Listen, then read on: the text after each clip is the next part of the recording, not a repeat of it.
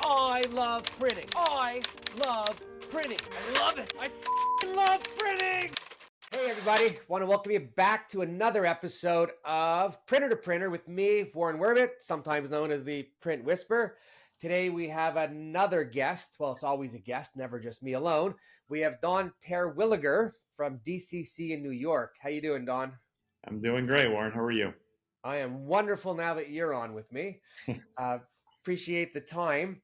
Before we get into anything, why don't you tell us a little bit about DCC in New York? My partner founded the company in 1987 and really as a high-end luxury brand retoucher. So, he established a great reputation, built a great business over the years, and,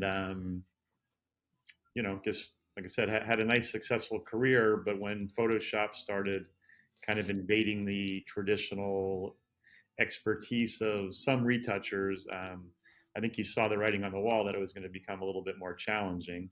So he decided to, expand, the products he offers basically. So he started getting into large format in the late 90s. And at the time, I knew Steve from an earlier career, and I was working for a printer out in Denville, New Jersey. And he contacted me and said, "Hey, I want to get into printing. I know you're a print sales guy and you've been doing it for a long time. What do you think?" And I said, "I love the idea. I want to be a partner. How do we make this happen?" And you know, rest is kind of history. We got an independent appraiser, came out and put a number out there, and I basically borrowed money from some friends and mortgaged my house, and the rest is history. I joined the firm in, ironically, I literally my first day was technically September 10th of 2001, and Cool. as everybody knows, that day, a lot of things changed in a hurry, and at one point I thought I was going to go begging for my job back at my old company because everything was changing rapidly, and I had three little kids at home, and my wife staring at me saying like, "What are we doing?" And but a couple weeks later, we found each other. Steve and I found each other again, and he's like, "No, I want to make this happen. Let's do it." And rest is history. I said, 20 some years later, we're almost a $40 million, we call it marketing services company because we do, printing, digital printing, large format, small format, still do retouching in New All York the City. format. So Yeah, just quickly to interrupt, go ahead. the retouching today, what kind of market is that? Is there a market? There is still a market, mostly like I'd say luxury brands, kind of where Steve started, but they're doing less of it. A lot of it's digital, so the numbers aren't as big. You're not getting $2,500 an image, Right. on a regular basis like we used to. So that it's evolved a lot, but there's still a business there. We still do, a couple $1 million a year in Cool. retouching, basically somewhere around there. COVID knocked us back a little bit, but it's kind of growing back again, and we're picked up some new business. So yeah, it's Good. still. I guess you're lucky that the photographers with their digital equipment, not all of them could adjust color because they all Uh, think they can. Very true. Yes, it's an excellent point. But yeah, no, and it's like the business we were founded on, so we're never going to give it up, and it's still good and fun. And he said you've been on our website. I don't know if you've seen some of our social media posts, but for one photographer, we've been doing a lot of magazine covers now, so it's kind of cool when the work you did is on the front cover of Time or something like that. So, Oh my God. When I see anything I ever did anywhere, it's like I get goo yeah. goo gaga. And then I want to tell Yeah, everyone around me, and everyone's like, "What are you right. talking about? You're Yeah, crazy." very true. I think print and ink does something to us. Yeah, Makes us a little excitable at times. well, I always say it's, we actually make something and you can bring it home and show your wives or point to it at a store or, on the internet sometimes or whatever. I bust all my financial services friends all the time because I'm like, you don't really do anything. You manage the money that people like, Warren and Don Terwilliger do. Like we have to make something before you can do something. We actually make a product and we can touch and feel it. And so, Oh, I always joke about, like, the lawyer and the accountant that are sitting in the same desks for 30 years with no real investment other than some technology that the firm does, yet their hourly rate's now over $600 an hour. And on a 40-inch press with two people working, you can't get more than $450. Exactly. And you got power in there, you got payroll, insurance, and all that other Yep. stuff, huh? But who's more important, us or the lawyers and accountants? I think we are, because without the printer, nothing in the world sells. Well, like I say, we actually, we do something. We make And something. if nothing was selling, lawyers wouldn't have any work. That's very true. Right? Yeah, totally agree. So in everything that you do, and retouch and prep and photograph, color correct, small print, real big print, what's your favorite? I'm a printer at heart. The old ink in your veins or whatever. So my printing is what gets me excited, and the challenges that we've faced over 9/11, 2008, COVID. You can rattle off the certain challenging periods, and not that I like that stuff. I don't like to endure it, but it's certainly challenging. And when people say printing is dead, that kind of gets me going. And I say, walk in any mall, look in your mailbox tonight. Everything's printed still. I just had someone the other day said to me, so what do you do? And we were just in a conversation at an evening event, and I said, oh, I'm in the print packaging space. And they looked at me and they go, oh, print's dead. What are you wasting your time for?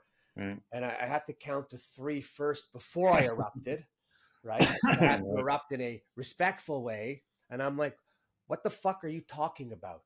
Yeah. I said, like, what are you, an idiot? I said, you wake up in the morning, look at all the books on the side of your bed. I said, you drag your ass out of bed into the bathroom, your toothpaste, your cologne, your shaving cream. I said, the toilet paper wrapper's printed. I said, then you get into the kitchen and your coffee or your tea or whatever pod you're drinking from comes in a pod that's printed, in a box that's printed. Your coffee machine came in a box that's printed. You haven't opened up the pantry yet and you haven't left the house. Yeah. No. And the person was like, oh my, I'm sorry I did it. And I said, no, I'm sorry. I don't mean to jump on you. I'm just tired of people making those comments with no thought. Yep. And I can't help myself. You mentioned September 10th. I had just finished a $7-8 million expansion, and we were moving in that the day around then. Actually, no, I'm sorry. I'm not. It was September, but it was September 8th, a different crisis, financial crisis. But we all move it. We all do things when there's crisis. Yeah. We just did an $8 million expansion. I remember the day we're moving in. I opened up the newspaper in the morning. Lehman Brothers went bust. Yeah. No, it's crazy. Right. Yeah. And I'm like, oh my God. But I think for the printers that are still here, there's something to be said about their endurance, something about maybe the thickness of the head, right? Well, I think you have to be, in this industry, you have to be nimble and flexible and, let's say, change with the times, but at least,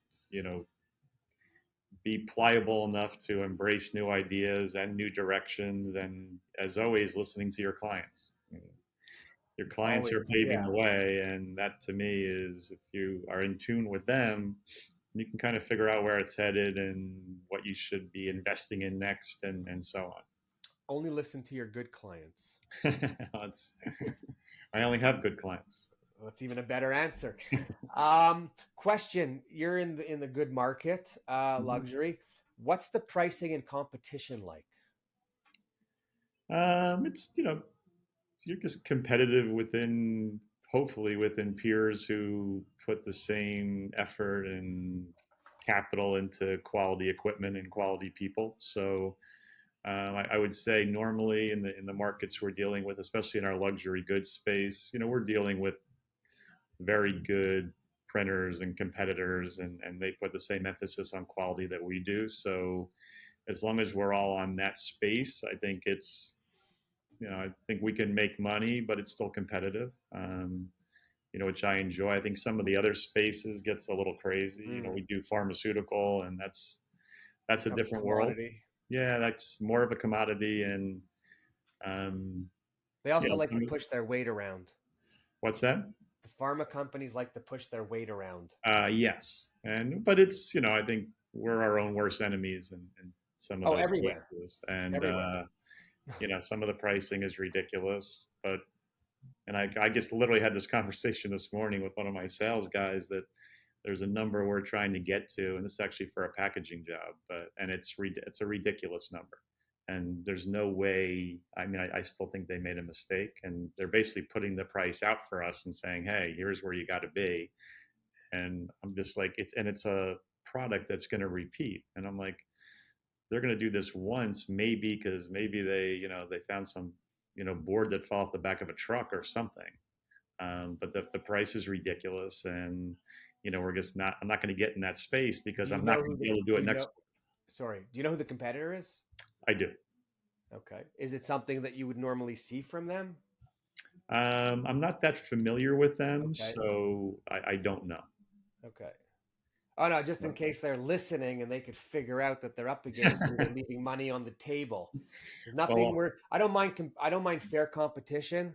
I just really don't like in our space when people make mistakes, don't check, don't know, and really aren't sure of what they're doing. Only because our industry, unlike others, is so capital intensive yep. and human resource intensive, and it's hard to find good people and keep it going. So I just think more people have to be smarter with their decisions for the long term because today everything bites you in the ass that you do wrong after. I mean, that's for sure. And I think, in some cases, hey, you could get a one-time deal on something sometimes, but, like, especially in the packaging space, since you mentioned it before a little bit, is, it's all mostly repeat business. So it's all unit cost driven, and you not only have to be able to produce it today at, 20 cents a box, in 12 months, unless there's COVID and the pricing soars or whatever, you got to, do it again in a year at the same 20 cents a box roughly. So, Unless you could justify the real cost increase on materials. right. And that's, we went through that, and we were, our clients were great about that, but, pricing's coming back down now, and they're expecting to see that as well. And that's what they deserve. Yeah. But no, in this case, I literally think they made a mistake, a huge mistake, but we'll see. Well, if they did and they're listening, they should check it. If they don't check it and they made a mistake, then what's going to happen is second time around, they're going to have to decide if they're doing this at the price that they charged or raise the price, and then they go back out to market, and chances are you'll pick it up because customers are actually rather unforgiving even in mistakes, Can be. right? We always say, hey, we all make mistakes, and how you handle them can set you apart from your competitors. And Yeah, but that's they what don't we. care when dealing with us.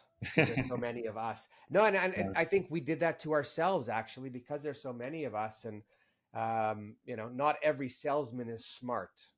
Yeah. Some are just order takers, and I mean, I remember I had salespeople that would come in and say, "We got to get a really good price on the job." I go, "We haven't even done the estimate yet." Right.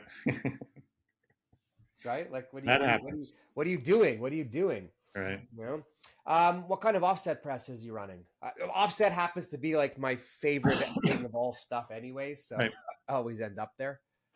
We are all Heidelberg. We made that decision when I joined in 2001. I came from shops, and we had Komori's, and not to date myself, Harris's, and What Manrolls. Harris? And What? No, Harris, remember no, that? no. Not the vice president. They Yeah. actually made presses, but the but Heidelberg to me are the best by far as I'm concerned, at least what we saw. So our whole goal was, when Steve and I got together, was we felt we could put two presses in a shop, get great people to run them, and we could do a lot of work on just those two presses. Because I came from shops where we had 4 and 5 presses, only 2 of them ran. We'd move people around, 2 color over here, or 1 color here, just, and took up a lot of space. And to me, it just wasn't efficient. So our whole mindset from the beginning was to get to a point where we could just have 2 presses, and we felt like we could push a lot of work through there. And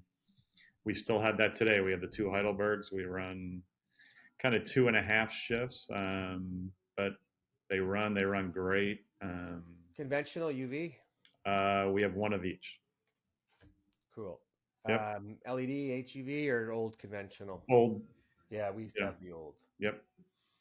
Yeah, I'd say for packaging, actually, if you get into crazy work and you need special configurations of your press, I used to have a 56-inch KVA. Right. And we used to run from like little paper, 60 pound up to 48 point, and convert the press all the time, and UV and plastics. And oh my God, that was just so much fun, because with the UV, you get to do things that others can't do. Yep. And you actually get to charge for it. Yeah. I said, we have one client, doesn't matter what paper they're on, they want to run UV all the time. And it's one of our biggest luxury brand clients. Oh, and cool. My favorite on UV was always running offset paper. Yeah. Right. Yeah. Oh yeah. The uncoated's the best. Right. Premium white, bright offset UV, no dot gain clarity. It's like art. Yep. No, absolutely. Looks great. So what do you like to do the most? What excites you in the world of print?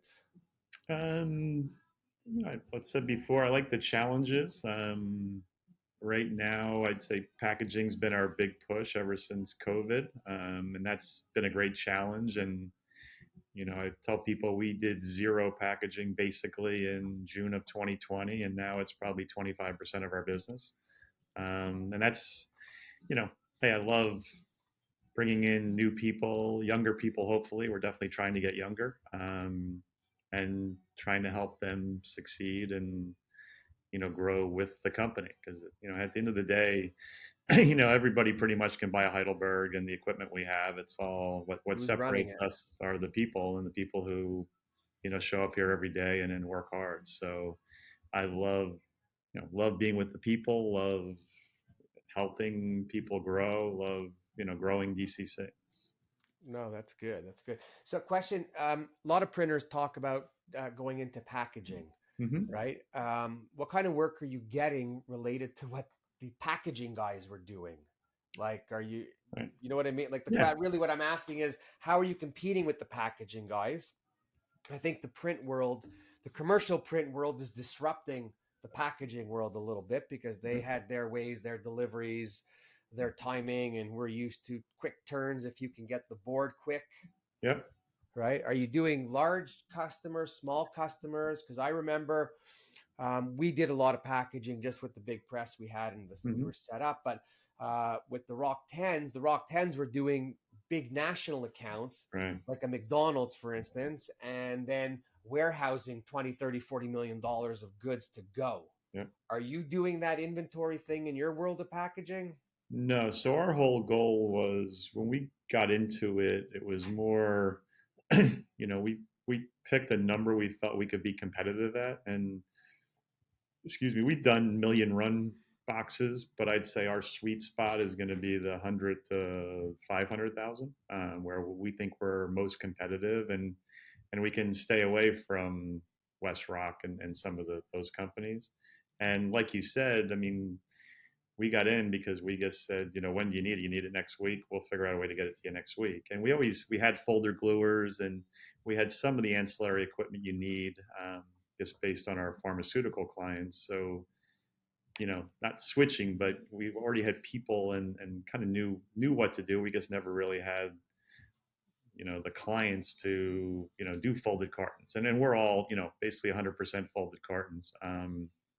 But it's a great challenge. I do think it's a space that probably needed to be disrupted a little bit. And I think, like you said, commercial printers are doing that. And, I've seen it already with, a couple of years ago, we'd be competing with traditional packaging printers, and the clients would be like, all right, these guys are saying 6 to 8 weeks. I'm like, I need 5 days from the time the paper walks in here, and I can get paper in 2 weeks. And now all of a sudden those guys have woken up a little bit, and it's getting a little more competitive, at least from a timing standpoint. It used to be we crushed them on service, and I think they've woken up a little bit. Yeah, I think the packaging guys used to also get away with $150 to $200 a plate on the side. And then when the print world got in, because of how we price plates in, because some idiot on our side started doing that when the CTP machine came out, instead of keeping them separate, where we'd have an additional revenue stream. I mean, we I shouldn't say this, people get mad at me, but we have a way of screwing up pricing everywhere and taking out the margin and the benefits. Right. No, that happened. Yeah, I think I'll say, and you have a little bit of large format experience. I mean, printers did that to large format companies back in the day. One of my goals in what I'm doing is in talking print and, with as many people as I can, is just kind of spread the word about we're in a capital intensive business. Yep. We got to spend a lot of money. The money we spend, we're on the hook for because very few people have it to lay out. Yep. And then it's so important that every industry is allowed to make their margin, whatever the industry margin is. Only the print industry, it's so up and down and all over the place. And I don't know if it's people just really don't know how to properly cost, or some people maybe just panic and want to have some revenue. Well, I think there's an old, and I think it's a foolish theory, but hey, no matter what, I got to keep the presses turning.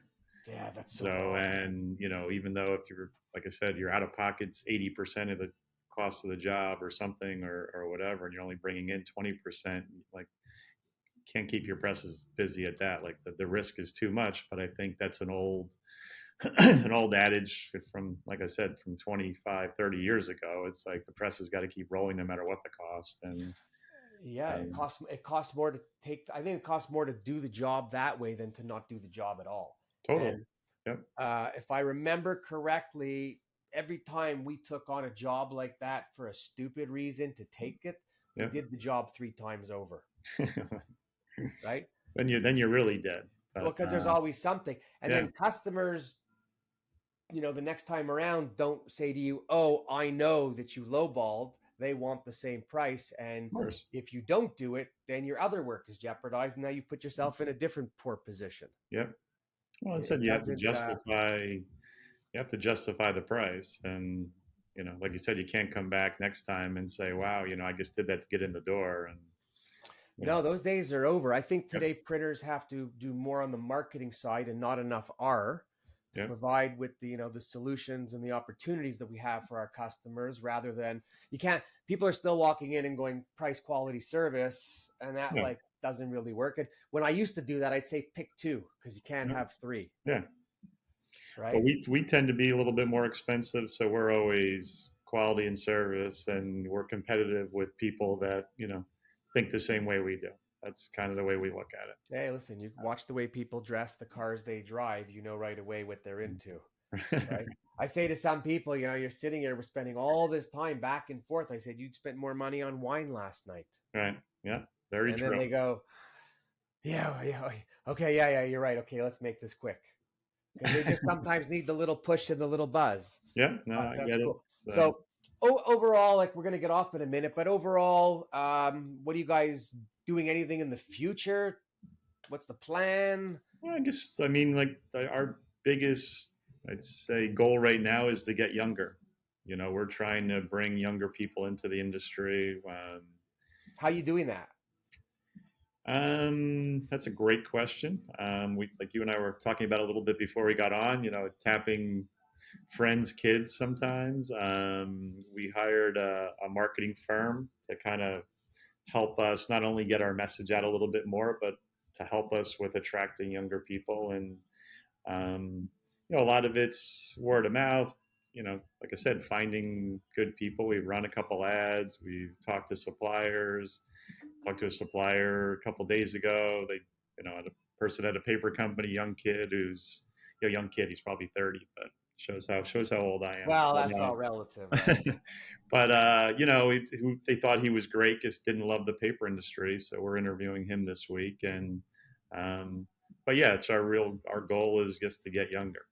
We think that's we got to a point where we're going to start having some key individuals retire in the next 5 years or so, and as will everybody, it seems. Yeah, exactly. Right. But so that's one of our big goals, and really, like I said, we really love the packaging space, so we're obviously trying to grow that a little bit. We added a new packaging salesperson the other day, and we're super excited to have them on board. So we think they're going to develop some new opportunities for us. So I'd say right now it's all pretty good. Like I said, we had last couple of years, ever since COVID, we've, grown a lot. And, last year was our best year in the history of the company. And this year we're on target to surpass that. So. Oh, cool. Well, although we like dull paper, there is never a dull moment in the world that we live in. That's very true. Right? Maybe a little coated, maybe a little glossy, a little slippery at times. And That's certainly what I shiny, but there's never a dull moment. that's what we tell, especially the people new to the industry. As I said, after you get through the learning period, there's going to be some boredom in your first 6 months to 9 months. But after you kind of get situated, I can't promise it won't be frustrating or whatever, but it's never going to be dull. There's always stuff happening. Yeah, and I mean, when they talk to salespeople, the one thing I like talking to salespeople about is when they come in and join the industry, because we deal with so many people, they have so much opportunity to learn about what's going on in the world with different industry, different organizations. Off topic, but one of the things I love the most was going to different companies that manufacture, and I'd say to them like, okay, even if we don't do business, can you give me a tour? Yeah. Right? Like I remember going to Bell Helicopter, which is in Montreal. They have a plant, but they're out of Houston or Dallas or wherever. And the guy's like, well, everything comes out of there. I'm like, that's okay, but can you take me in the back? And they took me in the back, and I could tell you there's like 15 miles of wiring made on Yeah. boards before it goes in. And I went from the beginning of the line to sitting in a helicopter, not moving, at Yeah. the end of the production line, which is pretty cool. Where else anyone going to get to do that unless you're in print? Yeah. Oh, absolutely. Right. So I encourage anybody listening, always show interest in your customers and always ask them to show you how it's made, kind of like on that TV show. Yeah. It'll No, make you more, it's a great point. give you a better education, make you a little more worldly, and better for conversation with others later on. Absolutely. Cool. All right. I can go on and on and on because I could talk all day. It's not one of the things I have an issue with. I got lots of other issues. But Don, I thank you so much for taking the time and giving us a little, story in life on DCC in New York. Thanks. Yeah. No, appreciate the time and nice meeting you, I guess, for the first time. And hopefully we catch up soon. And we'll do it again. To everybody else, I hope you made it through. I hope you listened. If you know anyone who wants to talk with me, let me know. If they don't want to talk to me, don't let me know. Warren Werbitt, what they think. I love print.